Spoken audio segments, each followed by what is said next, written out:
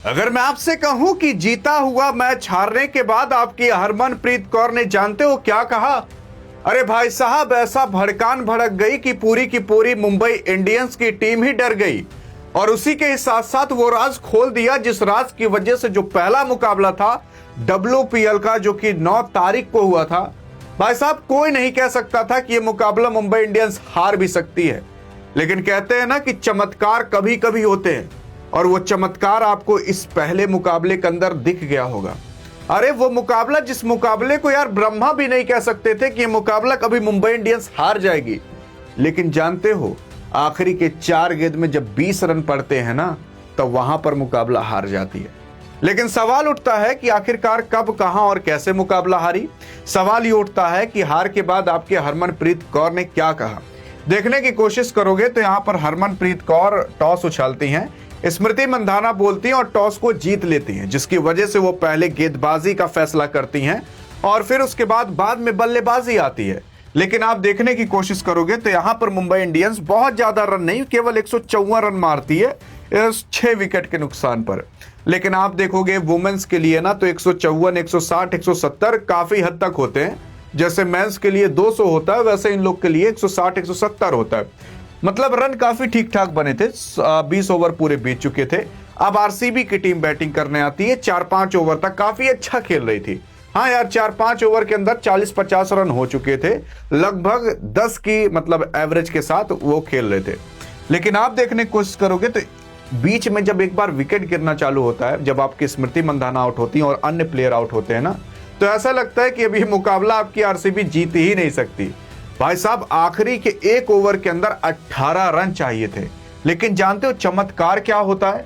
अरे भाई साहब, जब 6 बॉल में 18 रन चाहिए रहते हैं ना, तो 2 बॉल शुरुआत की डॉट चली जाती हैं, रन ही नहीं जाता। तब 4 बॉल में 18 रन चाहिए थे, यानी कि 4 गेंद के अंदर 3 छक्के लगने चाहिए थे, तब कहीं यह मुकाबला आपकी आरसीबी जीत सकती थी।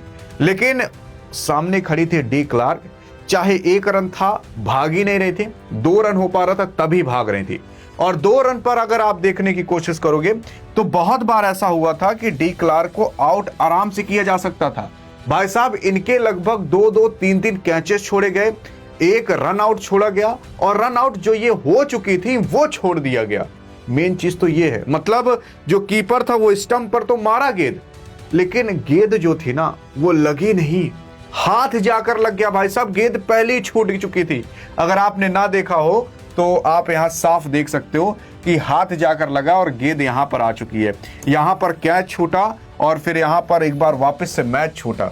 और ये कैच नहीं, ये स्टंपिंग नहीं, बल्कि मैच छूटना था, क्योंकि जब ये नॉट आउट हुई तो जान जाइए पूरा का पूरा जिम्मा इन्हीं लोग के ऊपर चला गया कि तुम ही लोग हराए हो।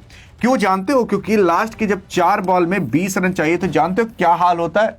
असल में फिर लगता है तीसरी गेंद पर 6 रन, चौथी गेंद पर लगता है चौका, अब टोटल 10 रन सिमट जाते हैं। अब 2 गेंद के अंदर चाहिए रहते हैं 8 रन, फिर लगता है छक्का, अब 1 गेंद में चाहिए 2 रन, फिर उसके बाद चौका लगता है और इस मुकाबले को आराम से जीत ले जाती है आपकी आरसीबी की टीम।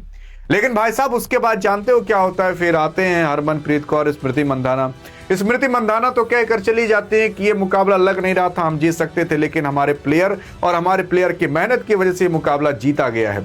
और उसी के साथ साथ फिर हरमनप्रीत कौर आती हैं और कहती हैं कि देखिए ये मुकाबला हम जीत चुके थे, लेकिन क्या बताएं, अंतिमों जो इतनी बड़ी गड़बड़ी कर दिए गए उसी की वजह से हम मुकाबला हार गए, वरना ये मुकाबला हम हार नहीं सकते थे। लेकिन बहरहाल मैं अपने प्लेयर से कहूंगी कि ये जो गलती की है, इस गलती को अगले मैच के अंदर सुधार लें, नहीं तो फिर उसके बाद कहीं और ही का रास्ता पकड़ेंगे।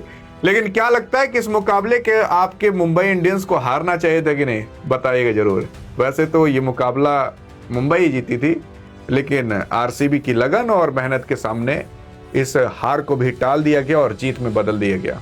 क्या लगता है आपको? यहाँ पर अगर मेंस की टीम होती तो वो क्या 6 गेंद पर 18 रन मार पाती? बताइएगा जरूर। अधिक जानकारी चाहिए तो इस वीडियो में मिलते हैं, तब तक के लिए जय हिंद, जय भारत।